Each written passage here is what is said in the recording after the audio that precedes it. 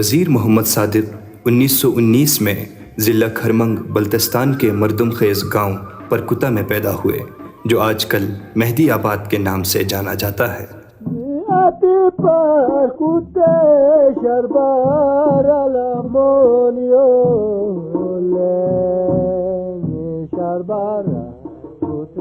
آپ کے والد گرامی کا نام وزیر احمد علی اور والدہ کا نام کلثوم بھی تھا۔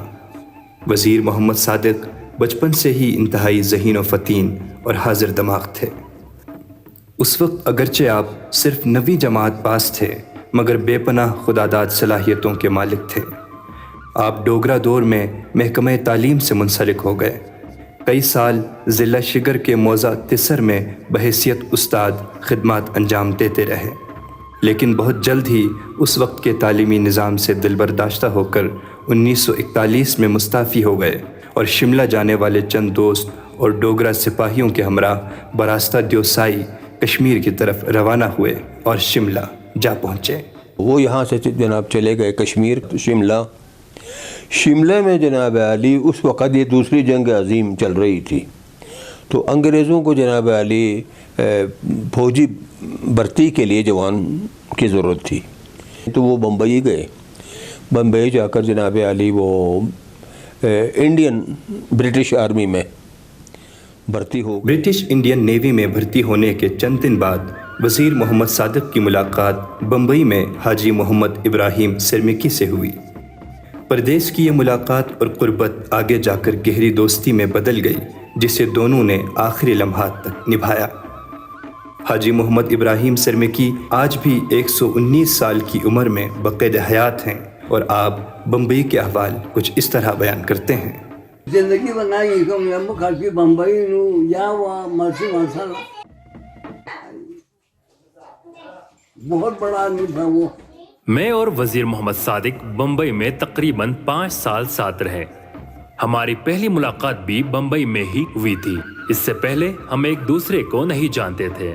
1942 میں جب وزیر محمد صادق برٹش انڈین نیوی میں بھرتی ہوئے تو میں وہاں بطور مینیجر متعین تھا اور میری سروس کا 3را سال چل رہا تھا، جبکہ وزیر محمد صادق برٹش فائٹر نیول شپ میں بطور نائک خدمات انجام دینے لگا۔ دوسری جنگ عظیم کے دوران ہم دونوں برٹش انڈین نیوی میں تھے۔ تقسیم ہند کے بعد 1947 میں وزیر محمد صادق پاکستان نیوی میں چلے گئے اور مجھے کچھ وجوہات کی بنا پر ایک عرصہ ہندوستان کمپنی میں ہی رکنا پڑا۔ اس طرح ہم ایک لمبے عرصے کے لیے ایک دوسرے سے جدا رہے۔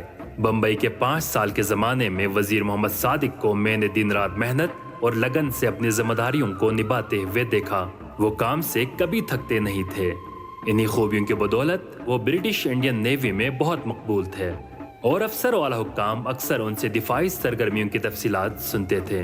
وزیر محمد صادق کے ساتھ بمبئی میں گزرے ہوئے لمحات میری زندگی کے یادگار لمحوں میں سے ہیں، جنہیں میں کبھی نہیں بھلا سکتا۔ 1947 میں وزیر محمد صادق پاکستان نیوی میں شامل ہوئے اور 4 سال خدمات انجام دیتے رہے۔ اس دوران میڈیکل معائنے سے معلوم ہوا کہ دوسری جنگ عظیم کے دوران قریب گولہ پھٹنے سے آپ زخمی ہوئے تھے اور ایک کان کی سماعت متاثر ہوئی تھی، جس پر آپ کو 1951 میں پاکستان نیوی سے ڈسچارج کر دیا گیا۔ یوں آپ 9 سال کے عرصے کے بعد واپس اسکردو پہنچے۔ یہاں پہنچنے کے بعد آپ کو عسکری تجربات اور کارکردگی کی بنیاد پر ناردرن اسکاؤٹ میں ملازمت دی گئی، جہاں آپ بطور کیشر اور کوارٹر ماسٹر چند سال خدمات انجام دیتے رہے، اور پھر آپ نے ناردرن اسکاؤٹ کی ملازمت بھی چھوڑ دی۔ دوران ملازمت متفرق شعبوں میں مختلف عہدوں پر فائز رہے، جس کے باعث آپ اچھی اردو اور انگریزی بولنا اور لکھنا جانتے تھے۔ اسی بنا پر 1954 میں بلتستان میں موجود دنیا کی دوسری بلند ترین چوٹی K2 پر مہم جوئی کے لیے آنے والی کوہ پیما ٹیم کے گائیڈز اور پورٹروں کے آپ سربراہ منتخب ہوئے۔ یہاں ایکسپیڈیشن پارٹی آئی، اٹالین K2 ایکسپیڈیشن، اور اس کا لیڈر تھا پروفیسر ڈیزیو۔ وہ ایکچولی وہ وہاں کسی یونیورسٹی کا جناب پروفیسر تھا، ہی واز اے جیوگرافر، ٹھیک ہے نا جی۔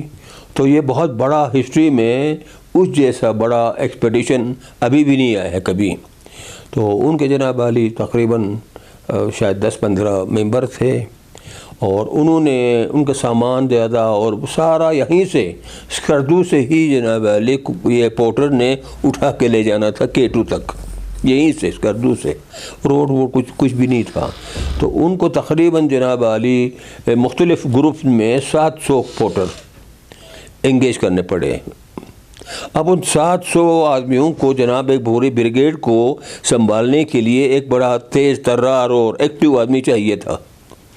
تو پھر لوگوں نے بتایا کہ بھئی یہاں پر ایک وزیر صادق ہیں، یہ سے ویری ینگ مین اور آرمی میں رہا ہے، اور جناب علی وہ کچھ برٹش آرمی میں رہا تھا، تو تھوڑی بہت وہ انگریزی بھی سمجھتا تھا اور بول بھی سکتا تھا، ٹھیک ہے نا جی۔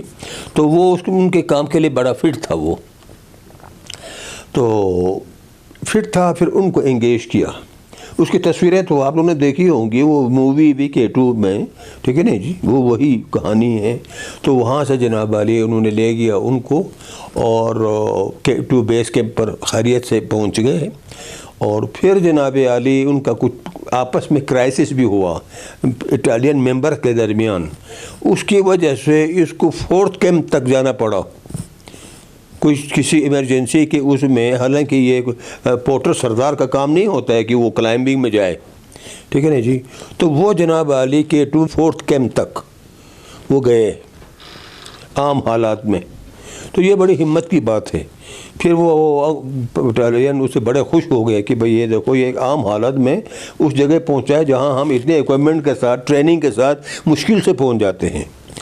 اور اس کے بعد پھر وہ سر کیا، وہ سر کرنے کی وجہ سے اور بھی لوگ اس سے خوش ہو گئے، جو لیڈر وغیرہ، تو واپس آئے۔ اس کے بعد پھر انہوں نے ایک پارٹی تو اسکردو کی طرف بھیجا، دوسرا پروفیسر ڈیزیو نے فیصلہ کیا تقریباً کوئی 300 پورٹر کے ساتھ، 300 پورٹر کے ساتھ وزیر صادق کو ساتھ لے کر یہ بیفو گلیشر سے ہوتا ہوا یہ ہسپر گلیشر سے آگے نگر وغیرہ تک جا کے پھر یہیں سے واپس آئے۔ اس کی وجہ سے جناب علی یہ مطلب اس کی پارٹی بہت خوش ہو گئی، اور اس کو بہت کچھ اپنا سارا جو ہے نا بہت کچھ دے دیا تھا۔ دنیا کی سب سے بڑی اس ماؤنٹین ایکسپیڈیشن کی کامیابی کے بعد وزیر محمد صادق کو مالی اور نقد انعامات سے نوازا گیا۔ انعام کی صورت میں حاصل ہونے والی رقم وزیر محمد صادق نے کسی بینک یا خزانے میں جمع کرنے کی بجائے اس سے اسکردو میں زمینیں اور چند تعمیر شدہ دکانیں خریدیں، جو آج بھی ان کے ورثہ کے پاس موجود ہیں۔ وزیر محمد صادق نے ایک اور اہم شعبہ جس میں نمایاں کارکردگی دکھائی وہ تعمیرات کا شعبہ تھا۔ پولیٹیکل ایجنٹ کا پرانا گھر جو ڈوگرا زمانے میں تعمیر ہوا تھا 1956 میں بے حد بوسیدہ ہو چکا تھا۔ حکومت نے وزیر محمد صادق کی اب تک کی نمایاں کارکردگی، دیانتداری اور تجربہ کاری کو مد نظر رکھتے ہوئے اس عمارت کی توسیع و مرمت کا کام آپ کے حوالے کیا۔ وزیر محمد صادق نے اس عمارت کے کام کو مقررہ وقت سے پہلے معیاری انداز میں مکمل کر لیا۔ اس کا نتیجہ یہ نکلا کہ معیاری تعمیرات کے حوالے سے حکومت کا آپ پر اعتماد بڑھ گیا، اور دیگر کئی تعمیراتی منصوبے بھی آپ کو سونپ دیے گئے۔ جب تعمیراتی کام بڑھا تو وزیر محمد صادق نے حاجی قربان علی اور حاجی قاسم کے ساتھ مل کر دن رات محنت کی، اور ان بڑے تعمیراتی منصوبوں کو احسن طریقے سے پائے تکمیل تک پہنچایا۔ ان تعمیراتی منصوبوں میں موجودہ RHQ ہسپتال اسکردو، موجودہ PTDC موٹل جو اس وقت سرکٹ ہاؤس کے نام سے مشہور تھا، بوائز ہائی اسکول مہدی آباد، گرلز ہائی اسکول مہدی آباد ہسپتال، کئی بجلی گھر، سڑکیں اور پل سمیت متعدد سرکاری اور غیر سرکاری تعمیراتی کام شامل ہیں۔ ان کے دور کی ان تعمیرات کو آج بھی اعلیٰ معیار کے نمونے کے طور پر دیکھا جا سکتا ہے، جو وزیر محمد صادق کی دیانتداری اور اعلیٰ کارکردگی کا منہ بولتا ثبوت ہیں۔ واقعی انہوں نے دن رات کام کیا۔ تو اس نے جا کر گلگت ہنزا جا کر وہاں سے 8-10 ہنزا کے یہ ترکھانوں کو یہاں لایا، تاکہ جناب علی وہ محنت سے دن رات کام کریں، ایمرجنسی میں کام کریں۔ اور یہاں جتنے ہنزا والے جو پرانے جناب علی وہ سارے اسی کے لائے ہوئے ہیں۔ اسی چکر میں پنڈی سے انہوں نے ایک وہ بھی لایا، ڈاش جسے کہتے ہیں، چھوٹا سا ٹرک درمیانہ، ٹرک ڈاج، اس کو تو روڈ تو تھا نہیں، اس کو جناب عالی جہاز میں لا کر ڈراپ کیا. اس کے ساتھ جناب عالی بنی چوک ایریا سے، محلے سے ایک بوڑھا سا شاجی ڈرائیور بھی لایا. واقعی انہوں نے دن رات کام کیا. جیسا کہ ذکر ہوا کہ وزیر محمد صادق مرحوم ہمہ جہت شخصیت کے مالک تھے اور بیک وقت کئی شعبۂ زندگی میں اعلیٰ کارکردگی کا مظاہرہ کر رہے تھے، جن میں سے ایک فن کا شعبہ بھی تھا. یہ وہی دور تھا جب وزیر محمد صادق کھیلوں کے ساتھ ساتھ اجتماعات میں منقبت و قصیدہ خوانی بھی کرتے تھے اور اردو بلتی اسٹیج ڈراموں میں بھی اداکاری کا جوہر دکھا رہے تھے. وزیر محمد صادق کی شخصیت کا ایک پہلو بحیثیت فنکار ہے. اسٹیج ڈراموں میں بڑھ چڑھ کر حصہ لیتے تھے، گفتگو کا گر جانتے تھے، ظرافت اور مزاح ان کی طبیعت اور فنکاری کا خاصہ تھا. ایک کامیڈین کی حیثیت سے لوگوں کو ہنسانا اور ان کے دلوں کو زعفران زار بنانا ان کے بائیں ہاتھ کا کھیل تھا. وزیر محمد صادق جہاں خوش مزاج اور خوش گفتار آرٹسٹ تھے، وہاں خوش گلو منقبت خواں بھی تھے. میں نے ان کو کئی محافل میلات میں منقبت پڑھتے ہوئے بھی سنا ہے. وہ جو بلتی میں منقبت پڑھتے تھے اس کا مطلع تھا سترغی توتی غلا تمزرس حسینی آئینی تنج. وزیر محمد صادق ہمہ جہت اور ہمہ پہلو صفت شخصیت کے مالک تھے. یہ ذہین و فطین انسان گلگت بلتستان کی سیاسی تاریخ کا ایک اہم کردار بھی رہے. بر صغیر کے طول و عرض میں گھاٹ گھاٹ کا پانی پی چکے تھے، اس لیے بہت زیرک، بہت ہوشیار تھے اور حاضر جواب تھے. مدبر قسم کے آدمی تھے. برجستہ گفتگو کرنے میں بھی ان کو مہارت حاصل تھی. سیاست کے نشیب و فراز سے نہ صرف واقف تھے بلکہ حکام تک عوامی مسائل کے ابلاغ کا ہنر بھی جانتے تھے. عوامی نفسیات کو بھی بخوبی سمجھتے تھے، اس لیے عوام میں ہر دل عزیز تھے. زندگی میں وزیر محمد صادق جس شعبے سے بھی منسلک رہے، اپنی حکمت و دانشمندی اور کارکردگی سے عوام کو اپنا گرویدہ بناتے گئے. مختلف شعبوں میں خدمات کے ساتھ عوامی فلاح و بہبود کے لیے بھی بہت کام کیے. نڈر، بے باک، مخلص، ہمدرد، سادہ اور سماج پرور، یہ آپ کی شخصیت کی وہ خصوصیات تھیں جن کی بنا پر آپ عوام میں مقبول ہوئے اور یہی آپ کے سیاست میں آنے کی وجہ بنی. آپ نے عملی سیاست کا آغاز اپنے آبائی گاؤں سے کیا اور 1967 میں آپ یونین کونسل پرکوتا یعنی مہدی آباد کے چیئرمین منتخب ہوئے، جس کے بعد آپ نے شمالی علاقہ جات کے سب سے اعلیٰ فورم کونسل کے انتخابات میں حصہ لینا شروع کر دیا اور جہاں جہاں سے بھی انتخابات میں حصہ لیا ہمیشہ فاتح رہے. 1970 میں وزیر محمد صادق نے مشاورتی کونسل شمالی علاقہ جات کے پہلے انتخابات میں حصہ لیا اور بھرپور عوامی حمایت سے کامیابی حاصل کی. یوں آپ پرکوتا تا خپلو انتخابی حلقہ نمبر 4 کے منتخب کونسلر کی حیثیت سے 1975 تک خدمات انجام دیتے رہے. 1975 میں کھرمنگ حلقہ نمبر 1 سے آپ نے شمالی علاقہ جات کونسل کے انتخابات میں دوسری بار حصہ لیا اور یہاں بھی بھاری اکثریت سے کامیابی حاصل کی. یوں آپ اس اعلیٰ ایوان میں 1979 تک ایک بار پھر کونسلر منتخب ہوئے اور بھرپور انداز میں عوام کی خدمت کر رہے تھے کہ 2 سال بعد 1977 میں ملک میں مارشل لاء کا نفاذ ہوا، جس کے باعث ملک بھر کے جمہوری اداروں کی طرح شمالی علاقہ جات کونسل بھی معطل ہو گئی. مارشل لاء کے دوران 1979 میں شمالی علاقہ جات کونسل کے تیسرے انتخابات کا اعلان ہوا، جس میں آپ نے ایک بار پھر کھرمنگ سے حصہ لینے کا فیصلہ کیا، لیکن آپ کی قائدانہ صلاحیتوں اور بھرپور عوامی خدمات کے پیش نظر سکردو کے عوام نے آپ کو سکردو سے بھی انتخابات میں حصہ لینے کی دعوت دی، جسے آپ نے قبول کیا. یوں آپ نے شمالی علاقہ جات میں بیک وقت 2 انتخابی حلقوں سے انتخاب لڑنے کی روایت قائم کی. چونکہ یہ دونوں انتخابی حلقے وسیع رقبے پر پھیلے ہوئے تھے، لہٰذا ان انتخابات میں آپ نے کھرمنگ اولڈنگ گنگنی تاتسری روندو اور سکردو تا گلتری بلتستان کے ایک بڑے حصے پر مشتمل علاقوں کے چپے چپے کا دورہ کر کے شمالی علاقہ جات کی تاریخ میں سب سے بڑی انتخابی مہم چلائی۔ سکردو کے معاشرے میں دو طبقے ہمیشہ سے بہت محترم اور مضبوط رہے ہیں، جن میں سے ایک یہاں کے ماضی کے حکمران راجہ خاندان ہیں اور دوسرا سادات اعظام۔ انتخابات میں ان سے برتری حاصل کرنا تو دور کی بات، ان کے مقابلے میں آنے کا بھی کوئی تصور نہیں کر سکتا تھا، لیکن وزیر محمد صادق وہ واحد رہنما تھے جنہوں نے بیک وقت دونوں خاندانوں کی نمائندہ شخصیات کا مقابلہ کرتے ہوئے سکردو سے راجہ ذوالفقار علی خان اور کھرمنگ سے سید محمد علی شاہ کو شکست دی اور ماضی کی یہ روایت ختم کر دی۔ یوں آپ اس مقتدر ایوان کے مسلسل تیسری بار رکن منتخب ہوئے اور زندگی کے آخری لمحات تک بھرپور عوامی خدمات انجام دیتے رہے۔ ان انتخابات میں دونوں حلقوں سے کامیابی کے بعد وزیر محمد صادق کے سامنے ایک مشکل مرحلہ یہ تھا کہ وہ سکردو اور کھرمنگ میں سے کس نشست کو خالی کریں۔ بلتستان کا مرکزی شہر ہونے کے ناطے اور سکردو کے عوام کے اصرار پر انہوں نے سکردو کی نشست کو برقرار رکھنے کا فیصلہ کیا، جس کا باقاعدہ اعلان وزیر محمد صادق نے مہدی آباد میں بڑے عوامی جلسے میں کیا۔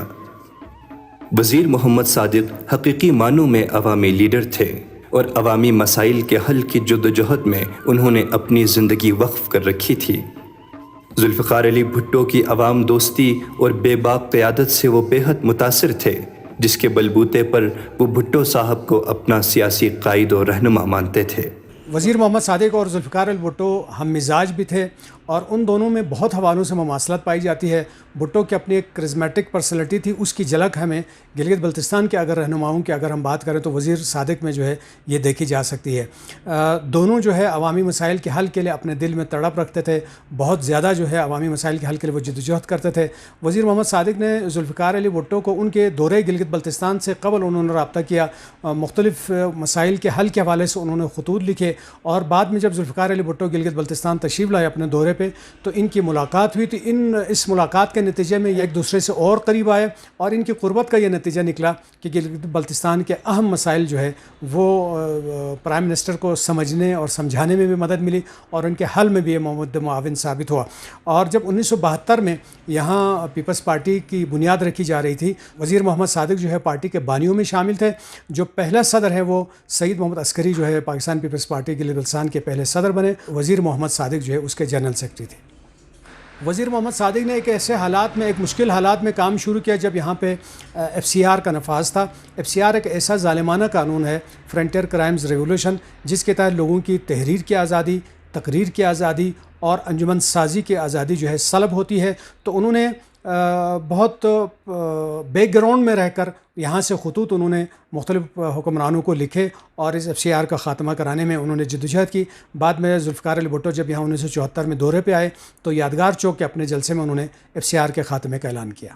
جب شہید ذوالفقار علی بھٹو کے حکومت کا تختہ الٹ دیا گیا، ماشاء اللہ ملک میں لگا، تو ملک بھر میں جو ہے جو پیپلز پارٹی کے نظریاتی لوگ تھے ان کے لیے سخت مشکلات کا سامنا کرنا پڑا۔ اسی طرح وزیر محمد صادق بھی گلگت بلتستان میں ان نظریاتی پارٹی رہنماؤں میں شامل ہے جن کے اوپر بہت سختیاں اور مشکلات آئیں، لیکن انہوں نے پیپلز پارٹی کا ایک نظریاتی کارکن ہونے کی بنیاد پہ یہاں پیپلز پارٹی کا شیرازہ بکھرنے نہیں دیا، اور جو نظریاتی لوگ تھے ان کو جمع کر کے پیپلز پارٹی کے مثالی جو ایک نظریاتی جدوجہد تھی ان کو انہوں نے جاری رکھا۔ وزیر محمد صادق کے شہید ذوالفقار علی بھٹو سے موجود قربت کے نتیجے میں جو مین مسائل یہاں پہ حل ہوئے ان میں FCR کا خاتمہ ہے، اور انہوں نے خط لکھا تھا خواتین کو امپاورمنٹ کے حوالے سے۔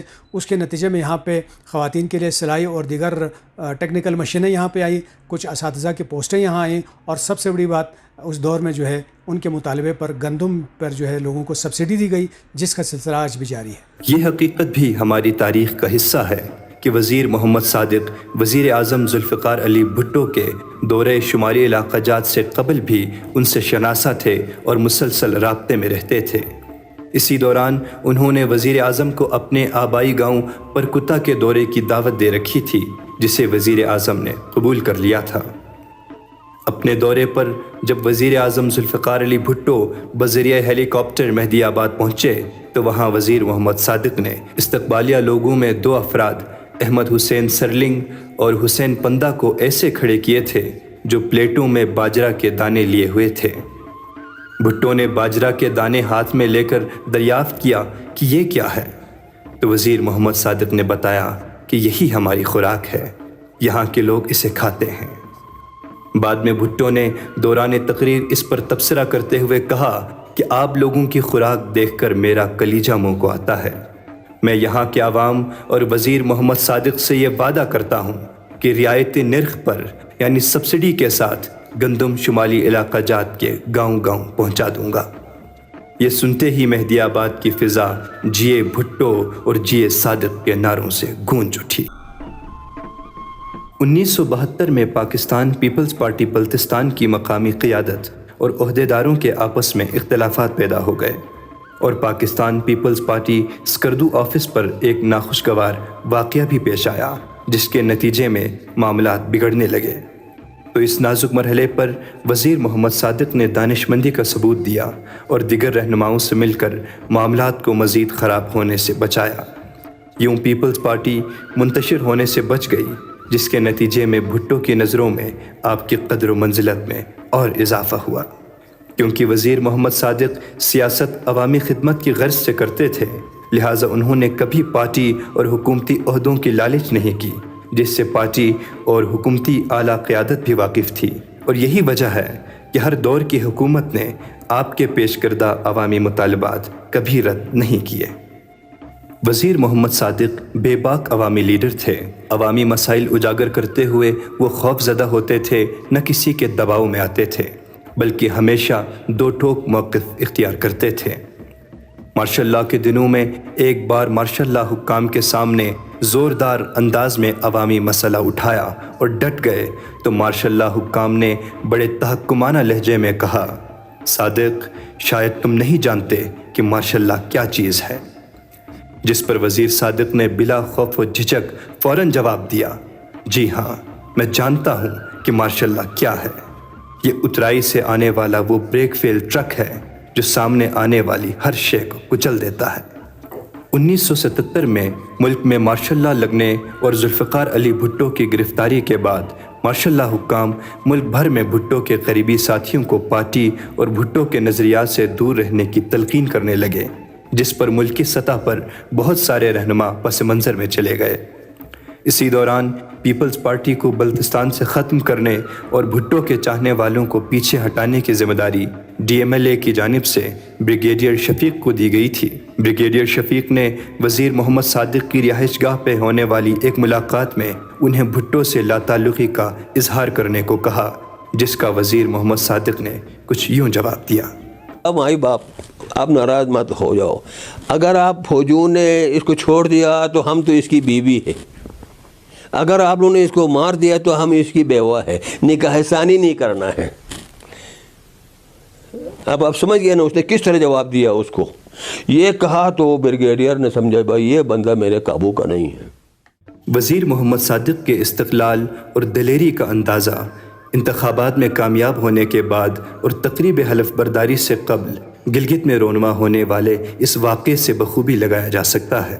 وہی دور تھا جب یہاں گلگت بلتستان کا ریزیڈنٹ کمشنر آیا نصر من اللہ، وہ سی ایس پی آفیسر تھا، بڑا ٹیلنٹڈ، بہت تیز، بہت قابل، اور موجودہ جو ہے نا جو اطہر من اللہ جو اسلام آباد چیف کورٹ میں وہ ہے چیف جسٹس ہے، اس کا باپ، ٹھیک ہے جی۔ تو وہ جناب عالی اس کے دور میں پھر یہ کامیاب ہو کر گلگت چلے گئے، اور پھر جناب عالی وہاں اس نے اپنی بولڈنس، اپنی انٹیلیجنس اور اپنی اس کا کمال اس نے جناب عالی پرفارم کیا۔ تو اس وقت گلگت کا جو ریسٹ ہاؤس جو تھا وہ کافی خوبصورت، کافی بڑا تھا، ابھی تو اور بھی کمرے زیادہ بنا کر وہ پہلے والی وہ چیز نہیں رہی وہ۔ تو جناب علی وہاں پر نصر من اللہ سورج غروب ہوتے ہوئے آئے نیچے ان سے ملنے کے لیے، تو اس وقت وہ ان کا شاید ابھی بھی ہوگا ہال بہت بڑا، ڈرائنگ روم جو ہے بہت بڑا تھا، ٹھیک ہے نا جی۔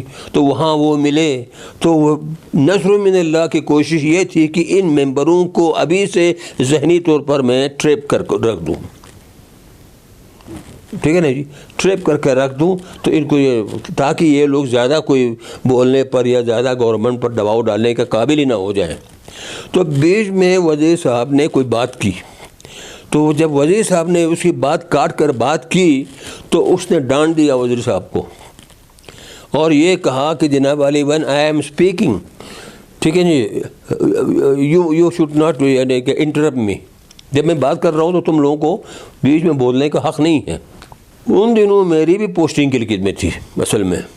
اگلے دن صبح جناب گورنر ہاؤس میں، کمشنر ہاؤس میں سب نے جانا تھا، وہاں حلف اٹھانا تھا اور جو مطلب کام دفتر وہ شروع ہونا تھا، سارے شیروانی وغیرہ پہن کر، سوٹ پہن کر، استری وستری لگا کے سارے جناب علی باہر لان میں آ گئے، گاڑیاں آ گئیں، ٹھیک ہے جی، لیکن وزیر صاحب تک نہیں آیا، وہ اپنے کمرے میں سو کے بیٹھا رہا، ٹھیک ہے جی۔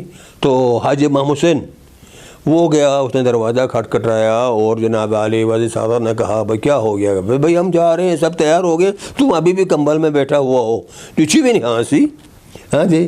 تو اس نے کہا میں نہیں جاتا ہوں، آپ لوگ جاؤ۔ لے جو کیا جیسے میں نہیں جاتا ہوں، بس میری مرضی ہے، آپ لوگ جاؤ۔ اس نے بڑا جناب علی وہ کیا، وزیر صاحب نے انکار کیا۔ باہر نکل کر پتہ نہیں چسوں پھر وزیر صاحب اللہ او محمد تیرے، وہ بالکل انکار کرتا ہے۔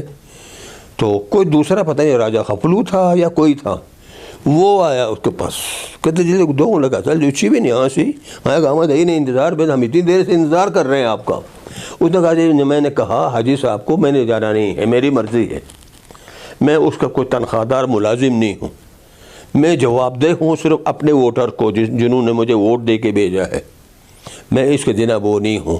بہرحال وہ لوگ نا امید ہو گئے، یہ سارے چلے گئے اوپر جا کر ان کو بٹھایا، پھر بڑے آفس میں نصر من اللہ آ گیا، ان سے ہاتھ ملایا، پھر اس نے کہا وہ کل والا جس کو میں نے ڈانٹ دیا تھا وہ نہیں ہے اس میں۔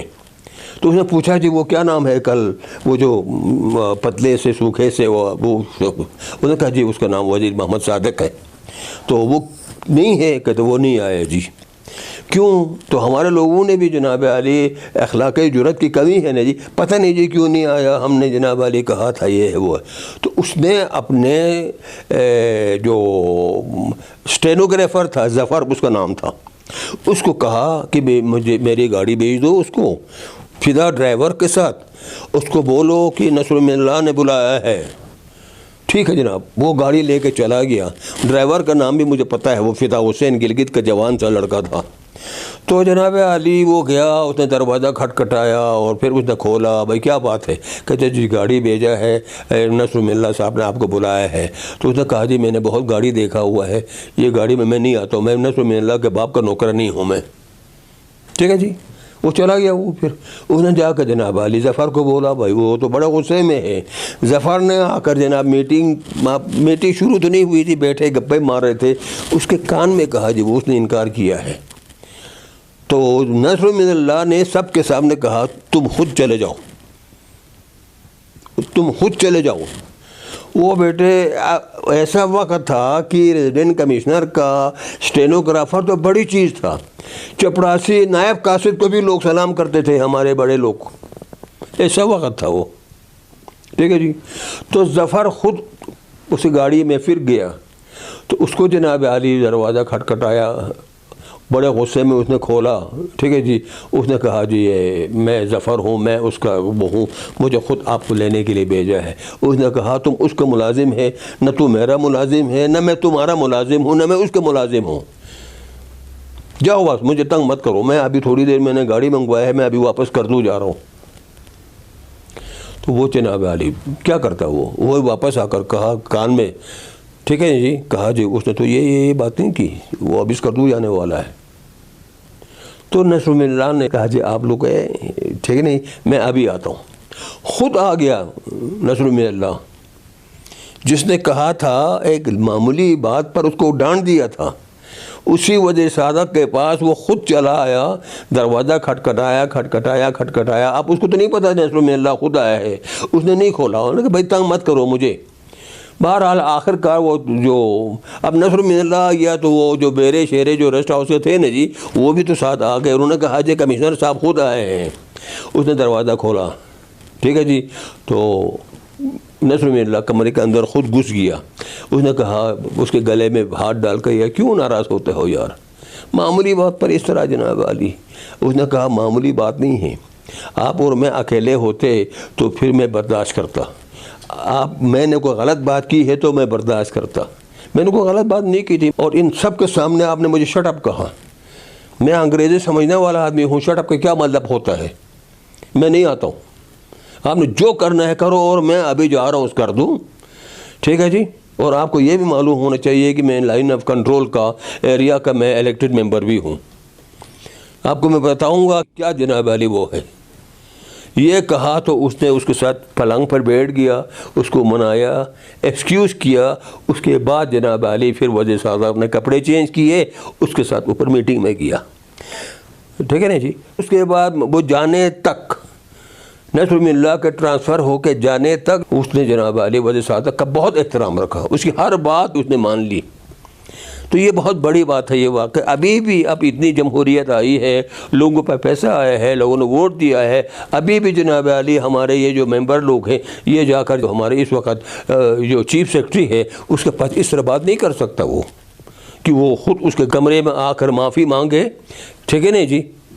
ابھی بھی یہ نہیں کر سکتے ہمت, لیکن وزیر صادق نے جناب علی میں یہ ہمت بھی تھی, یہ ٹیلنٹ بھی تھا. صرف یہی نہیں بلکہ دوران سیاست خطے کی نمائندگی میں وزیر محمد صادق کی جرأت و ہمت کا مظاہرہ کرنے کے واقعات بھی زباں زد خاص و عام ہیں. حکومت اور عوام کی نظروں میں بیک وقت یکساں مقبول اور ہر دل عزیز ہونے کے ساتھ اہم عوامی عہدوں پر فائز رہے, لیکن ذاتی مفاد کا حصول کبھی آپ کی ترجیحات میں نہیں رہا. مسلسل اقتدار میں رہنے کے باوجود آپ نے نجی جائیدادیں بنائی, نہیں عزیزوں کو نوازا. بحیثیت عوامی لیڈر خطے کے مسائل کے حل اور تعمیر و ترقی کے لیے دن رات کی بھاگ دوڑ اور مسلسل بے آرامی کے باعث آپ کی صحت تیزی سے گرنے لگی اور بیمار رہنے لگے. باقاعدہ میڈیکل معائنے سے 1981 میں کینسر جیسے موذی مرض کی تشخیص ہوئی. کیونکہ آپ منتخب رکن کونسل تھے, لہٰذا احساس ذمہ داری کا مظاہرہ کرتے ہوئے اپنی بیماری کی پرواہ کیے بغیر آپ نے سیاسی سرگرمیاں بدستور جاری رکھیں. یوں بیماری میں مزید شدت آ گئی. آپ کے بڑے فرزند ڈاکٹر محمد نسیم اور بھتیجے وزیر فرمان علی نے, جو ان دنوں اسلام آباد سیکریٹریٹ میں اعلیٰ عہدے پر فائز تھے, علاج و معالجے کے تمام دستیاب وسائل کو بروئے کار لایا. آگے جا کر ڈاکٹروں نے آپ کے آپریشن کا فیصلہ کیا. آپریشن کے بعد بھی بدقسمتی سے آپ کی طبیعت سنبھل نہ سکی اور آپ جاں بر نہ ہو سکے. یوں اقتدار کے ایوانوں میں غریبوں کے لیے گونجنے والی یہ توانا آواز بالآخر 4 فروری 1982 کو ہمیشہ ہمیشہ کے لیے خاموش ہو گئی, اور شمالی علاقہ جات کونسل کا یہ ایوان مسلسل تیسری بار منتخب ہونے والے اس تجربہ کار سیاستدان سے محروم ہو گیا. اسلام آباد سے اسکردو پرواز کی منسوخی اور اسکردو روڈ کی مسلسل بندش کے باعث علماء, عمائدین اور عزیزوں کی مشاورت سے آپ کو راولپنڈی عیدگاہ قبرستان میں پارٹی عہدیداروں, کارکنوں, سرکاری اعلیٰ حکام اور ہزاروں چاہنے والوں کی موجودگی میں سپرد خاک کر دیا گیا.